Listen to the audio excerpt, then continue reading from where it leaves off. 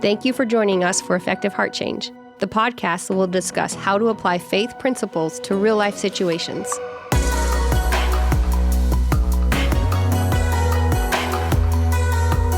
This is Effective Heart Change. Well, it's good to be here with Effective Heart Change. We're starting a special series. This one is actually titled Step by Step, Spiritual Foundations. And so I'm kind of excited about this. I think this is, you hate to say this when you're the person who's authoring it and working it, but man, it's some of the best stuff I've done in a long time. I'm excited about it. I'm excited about putting it out. Well, it's great to be excited about things. When before we started, I was talking about a book that I've shared with you, and the reaction my Sunday school class is given, and the enthusiasm. Normally, we start into a book and we read as we go along. Not a good idea because most people don't want to read in the first place.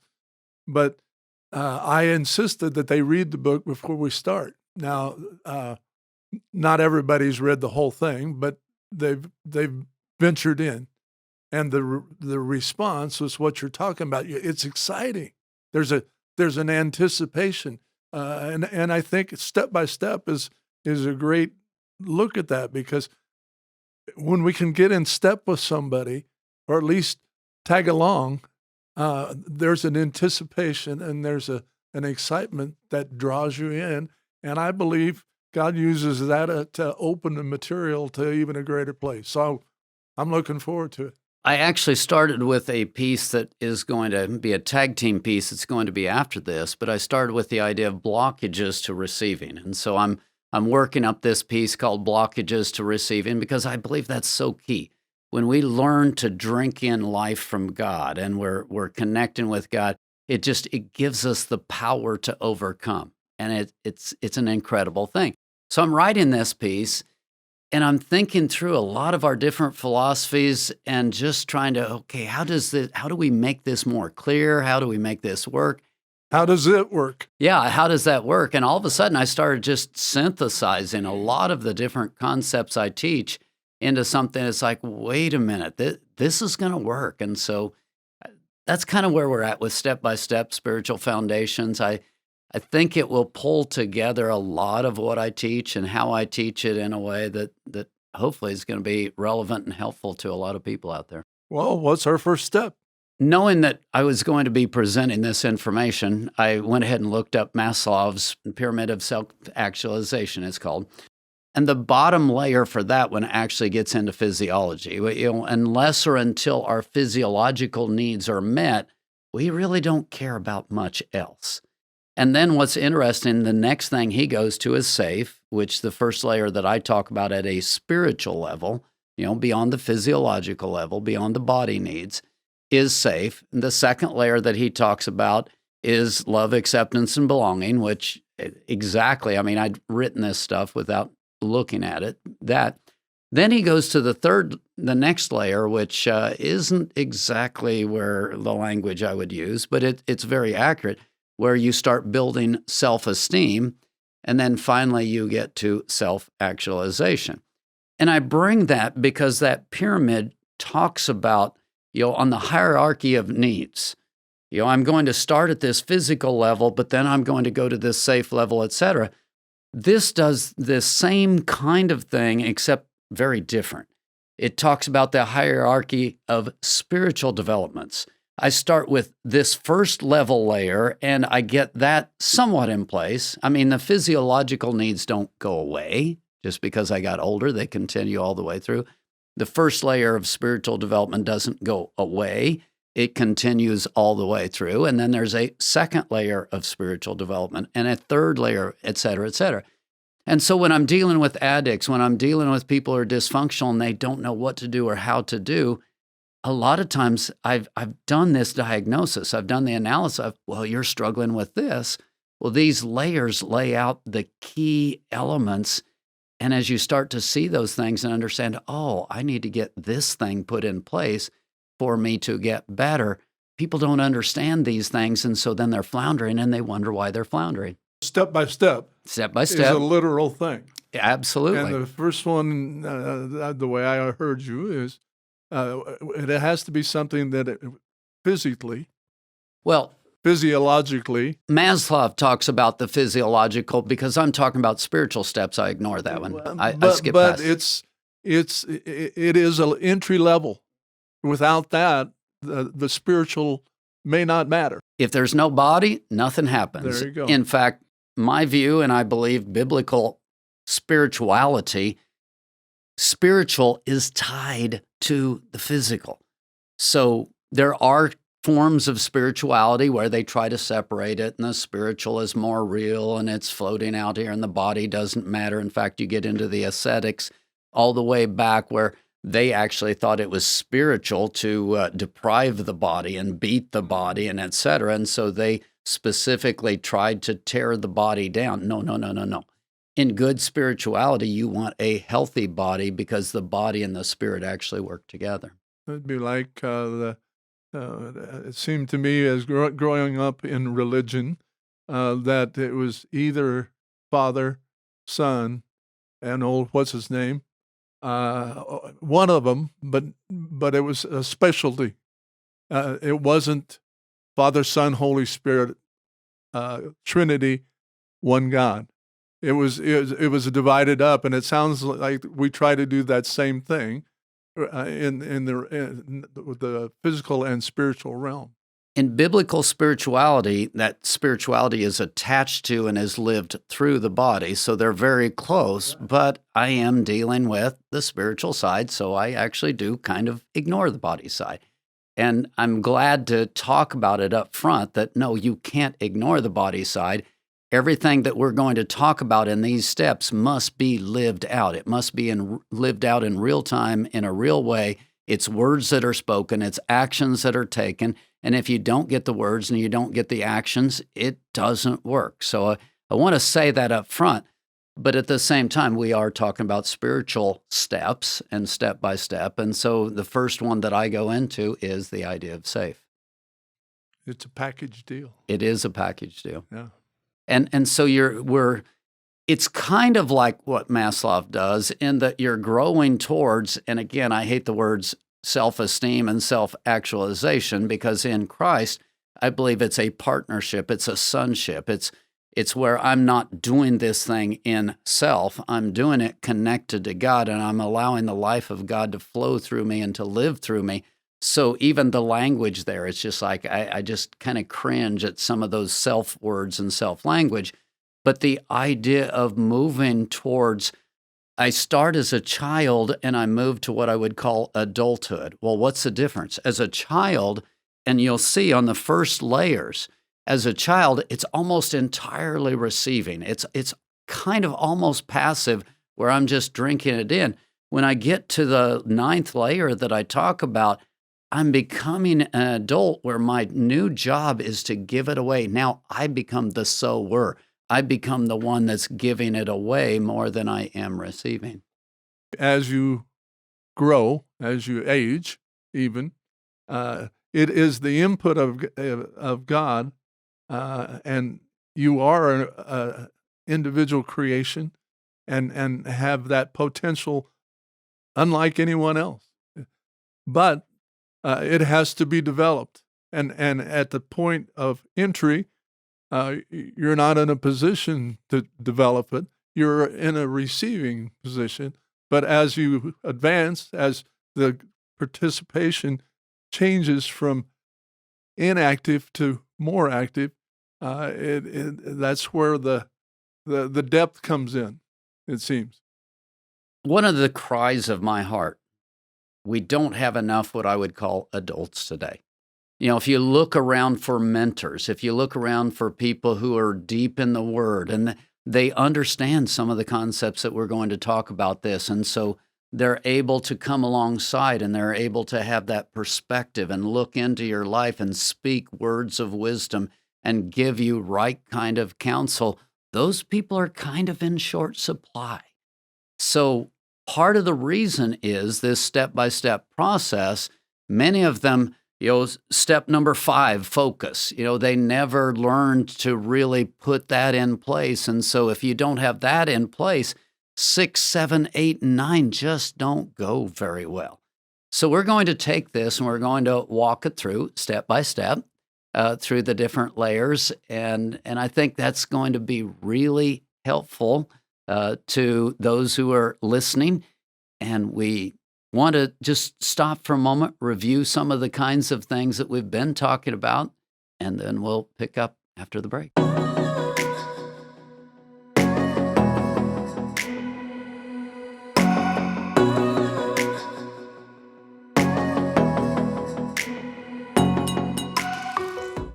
There's encouragement in the way you've come about doing this, because you talk about how you were aware of the pyramid, and it was there somewhere.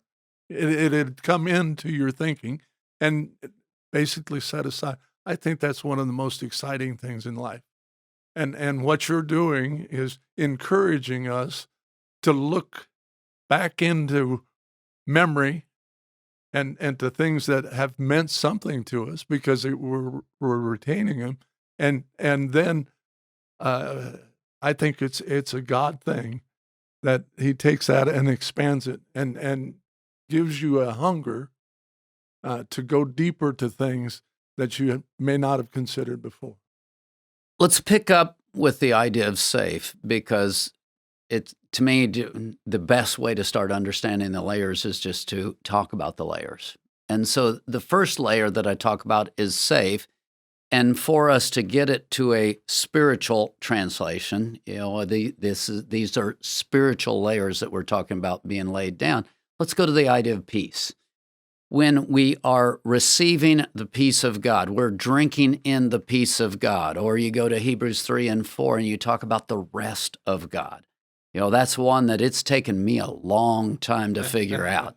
I come from a long line of workaholics, and you got to carry your weight. And so how do I enter into a place where I'm just really resting in God?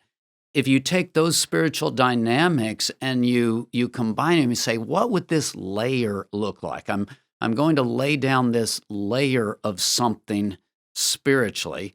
And the word that I came up with, interestingly, similar to what Maslow came up with, is the idea of safe. So let's go back to the womb, because this one I actually believe starts literally all the way back to conception. A lot of times what happens in the early months, it's not safe. Mom is not happy about having a baby, or you've got all kinds of crisis going on.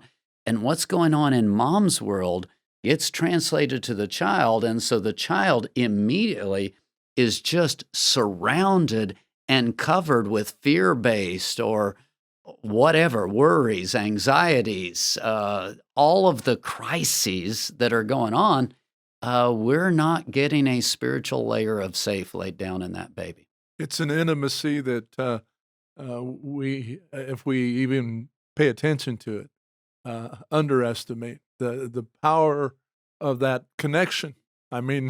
It can't be any more connected than that. Utterly, life depends on. This is one I should probably save it till next time, but it makes such a good point. My mom, early on, in her pregnancy, didn't want another child. She wasn't ready for another child. She was, et cetera, and that happens. What was interesting, at age 40, I found myself struggling with layer number 2, which is rejection.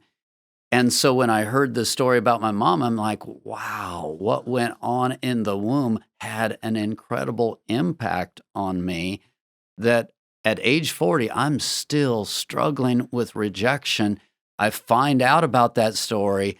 I pray over it. I get that thing surrendered to God. I specifically start looking to the relationships around me in more of a love and acceptance manner to get that layer dealt with.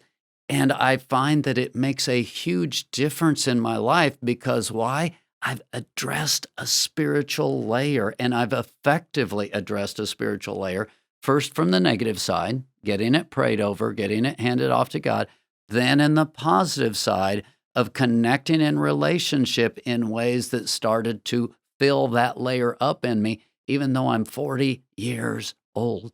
You're just getting started. I'm just getting started. It's interesting to me that how we come around to discovery. You talked about the guy that influenced this, and it was a different kind of study you were doing at the time, but it is relevant in the right time and the right place, and that transformation. I was the last of 7. One time, my mom said you were a mistake. We had 3 boys and 3 girls, and she denied that she said that at some point in her life, but she did say it. And so I can identify with what you said. But what you do with it is what really matters, and that spiritual end of it is what I really find attractive in this material. So if you go back to the layer of safe, which is that first layer, it really is received. Remember, I talked about in the last segment, I talked about we go from child to adult. So in the first layer, we are mostly child. There is a receiving. Now, especially when we get to the second layer, and I'm sorry to bounce around, go places we're not there yet. But the second layer, I have found this love and acceptance. A person can be showered with love and acceptance and just say, well, no, don't believe it. Don't believe you love me. And choose. They can literally block it in a way that they don't get better. What I find with the safe area, you still have some of that ability to choose. You still have some ability to grab hold of the anxiety and not to receive the safe. So there is a spiritual something going on in that baby in the womb that is already beginning to choose, beginning to connect. It's not activity the way we think of normal mental activity, but it's not totally passive. At least this is what I believe. And part of where I go with that is just the classic that we have in Scripture is Jacob and Esau, and they're fighting in the womb. There's already stuff manifesting. There's already an ability to choose going on in the womb. But from what we know about mental activity and language and choice, it's not the normal choice that we think of a 3-year-old or a 5-year-old or an adult making, but there's some kind of choosing to connect or choosing to not connect that's already, I think, is happening there in the womb. So, presence. We are a product of a man and a woman coming together, but we are the creation of God. So, what part of safe is the presence of God? Because that's how the conception. That's the way it should work.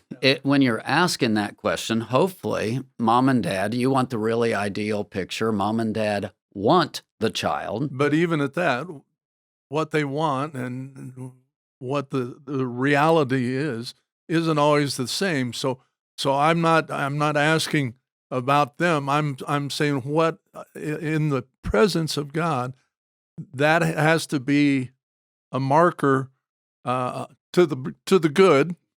Let's just start with what you're saying. The baby is created by God. Psalm 139, the baby is breathed into existence by God. So he uses the natural processes. I mean, there is a genetic code. There is the coming together of the parents, but yet there is, and I believe at the spiritual level, primarily there is a God-breathed spiritual being. I teach about spiritual gifts, and I get into the deepest part of spirituality are passions and desires.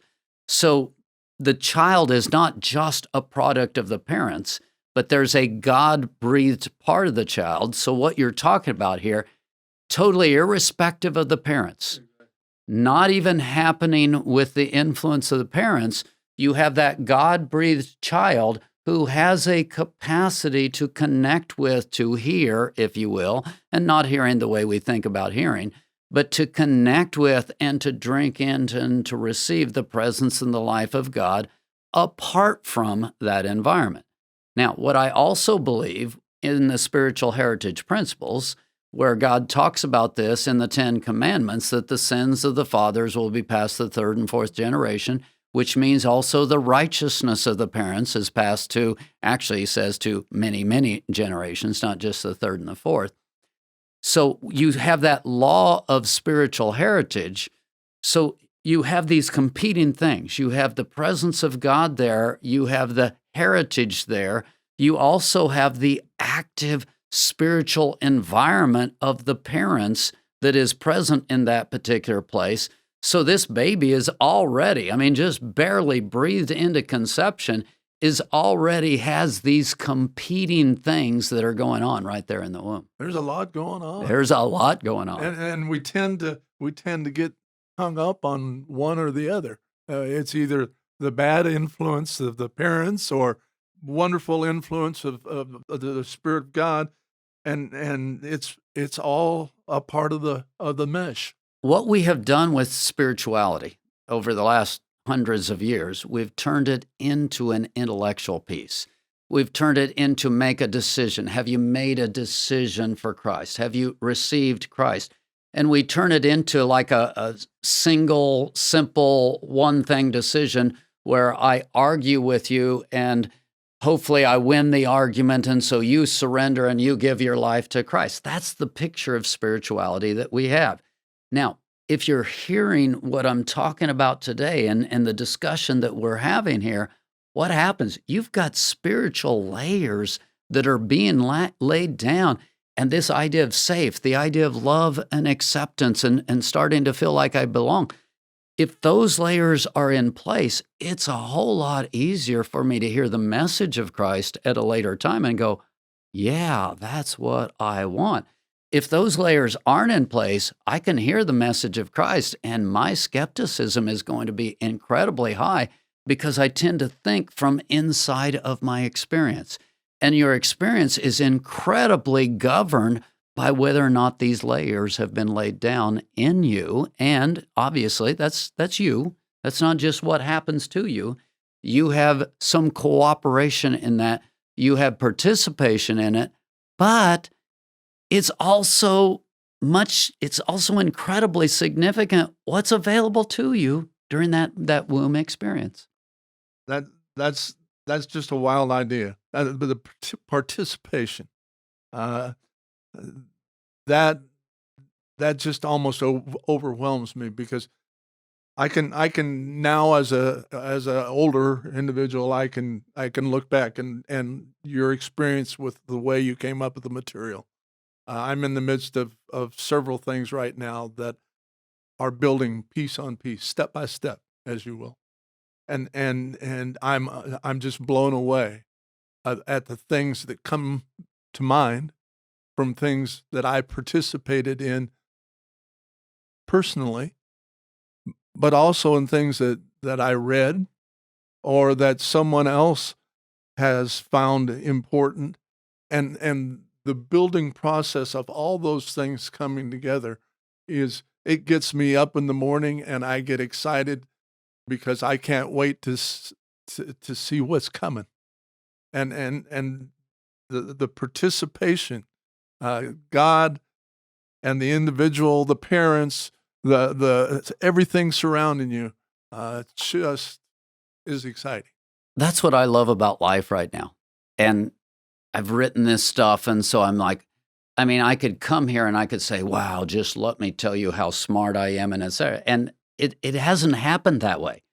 It's been a step-by-step process of me going to class, teaching, people asking questions, me praying about the questions they ask, maybe running across a scripture or a book or, who knows what. And just little by little, it's like God speaking here and there, and I'm participating this process is happening. And all of a sudden, I start writing this stuff. It just kind of flows out of me. And when I'm done, it's amazing for me to look at it and go, that wasn't me. To really honestly Absolutely. be able to look at that and go, God, thank you for what you have done. I participated in it, but it really is. I can honestly look at this stuff and not go, wow, I'm smart, but go, wow, look at what God did. God did it. It's mutual work, good work, great to be able to visualize, help somebody else visualize what God has brought to you, and the fulfillment of that, the oneness that you experience with God is a gift, I believe, that has been given and should be appreciated. Well, we want to take some time just to reflect on what we've been talking about, and then we'll continue right after this.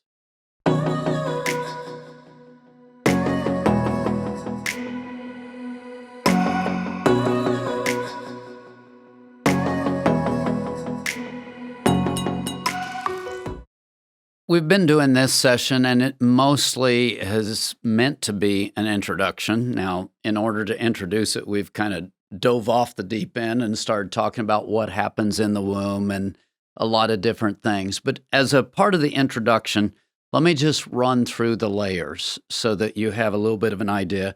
First layer, which we've already talked about, is safe. The second layer is belonging, which again, let me say this. Spirituality is so much different than language. I mean, many times I find when I'm talking about spiritual topics, especially in an intellectual, scientific culture, we just don't have words for it. So what I've ended up doing with each of these layers is I end up providing a lot of words, multiple words. So in the second layer, which I call belonging, I use a lot. I use love, acceptance, and belonging. And then on the flip side of that would be rejection or abandonment, et cetera. So there's a lot of different words, but they're common layers that need to be laid down. I need the safe layer laid down. I need the belonging layer laid down. The next one is covered or covering, which gets into fathering, which gets into protection and nurture and care, and it also gets into loyalty and trust on the other end. And so you get just a lot of words happening in this particular area of, can we get this laid down? Then I talk about creativity, where you actually begin to figure out who you are and explore. God doesn't want robots. He wants us to have creativity, focus, genuine caring, ownership and integrity, influencing and committing. And committing is kind of that last mission piece where I really begin to be an adult. And I'm now defining who I am, what my purpose is, where I should go. So many people today are wondering around, well, who am I? What's my purpose? I just don't understand. Well, part of the reason you don't understand is you've never grown up.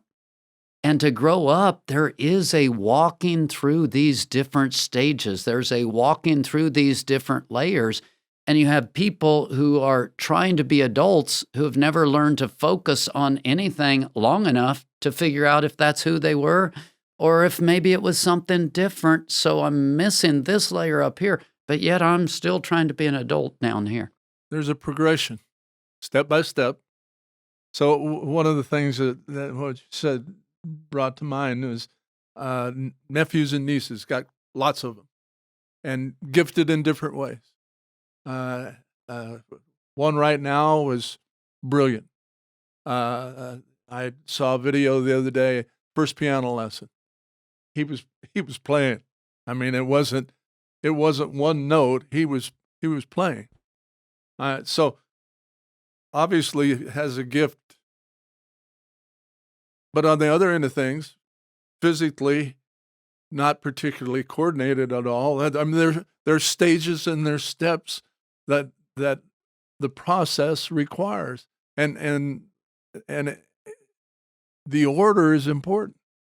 You may get something out of order, but there's a space there that needs filling, and so I can identify with particularly the safe place, because in a relationship of any kind, you have to feel like you want to be there, that I can say or be who I am or find out who I am even, and it's okay.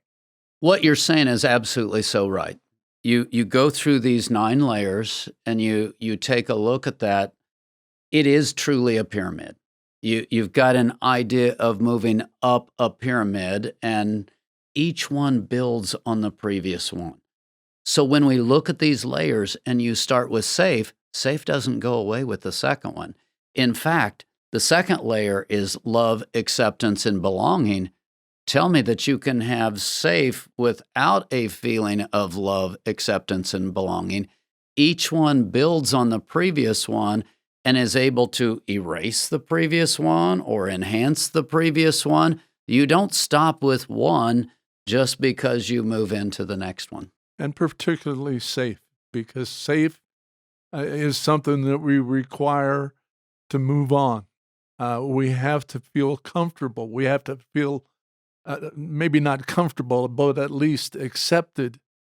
And it's positive or negative. It's going to happen. let me jump ahead to the word focus, which I've already referred to once. The whole idea of focus, how many people are ADD? How many people, well, I can't memorize. Well, I can't focus. Guess what? One of the main reasons why people can't focus, not safe. When you don't feel safe, then guess what? I'm going to have anxiety. When I have anxiety, anxiety very much aligns with ADHD or ADD or whatever you want to call it from the latest alphabet soup. And so when I've got this anxiety, I'm going to bounce from here to here to here to here to here to here. So if I don't have safe, it works all the way through all of the layers, but so does love, acceptance, and belonging. If I don't feel like I'm a part of this organization, it completely changes everything about how I do everything. So these are incredible layers, and it's not something I'm going to try to convince you of intellectually. It's reality. I mean, we are talking real spiritual layers that are driving real day-by-day responses, and you probably aren't even aware of most of them or what's even driving you, how it's even happening.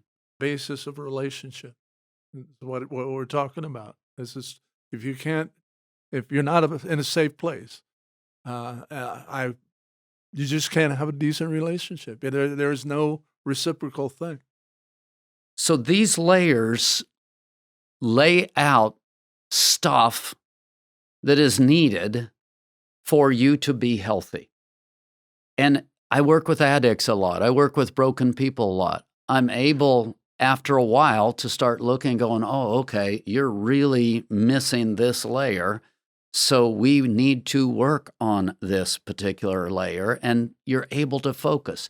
And this is the way it works. If you want to grow, you want to get better, then if you can isolate a layer and you can hand it off to God in the negative, and you can get a hold of God in the positive, and you can have relationships with people in the positive.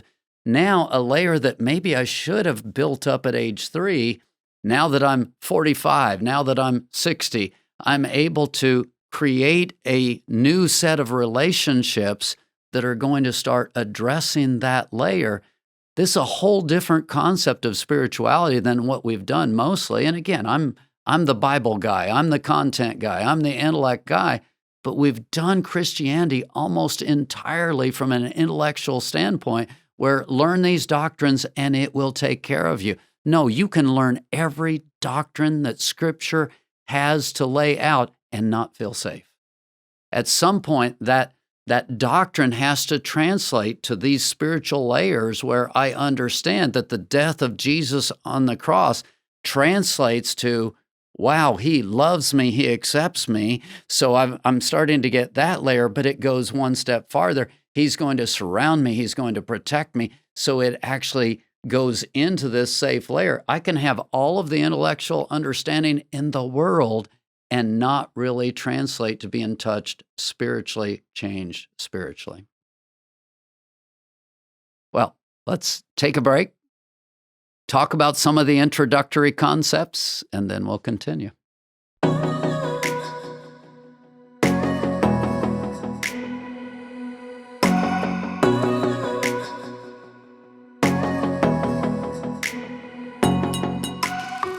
Well, it's been a fun discussion today. If you can't tell, this is stuff that I'm passionate about, and I'm passionate because I believe it gives tools to people that they haven't had to make real change. And I'm passionate, we call it effective heart change for a reason. I'm passionate about people being able to see what Christ has done translate to their lives in a way to make their lives better. The phrase that came to mind was "get real," and what you're talking about is you talk about your alphabet soup of the idea, all the abbreviations in all the places we get hung up. They're hang-ups, and they turn into hangouts because we're obsessed with this isn't right. There's something wrong here. I've got to do something, and God's saying, get real. Let's get in a relationship. Let's look at things and build. Got to have a safe place to start, and we're going to build from there. But get real. Be honest with yourself. And as you're saying that, I go back to one liner that I use a lot. If it don't show up, you won't grow up. Well, guess what? You're going to have the lack in these layers. You're going to have the fact that it wasn't laid down. Everybody. And it's going to show up, and you're going to want to go and hide or be angry or do who knows what. But the reality is when it shows up, you can get real. You can be honest. Hopefully you're in a kind of a body where there is love and acceptance, and there is some understanding of these principles to where they can love you through that thing. They can help you walk through that thing. This is the kind of community we're working to create, to where you can be absolutely real. Stuff can show up that's ugly stuff, and we have some understanding of what would it take to walk that thing through until you're completely healed, transformed, able to walk as an adult to bring life to other people in the very area where you were once broken. And imagine the idea that you have a drive enough that you go look for a place, that you keep your ears and your eyes open and look for things instead of obsessing with the negativity and living there and never making any progress. Good stuff. I hope that even just this intro gives you hope, gives you that drive to seek it out. If nothing else, come back and listen. We're going to have several more of these sessions, and I hope you can get a hold of some things that will be life-changing for you. Come join us again on Effective Heart Change.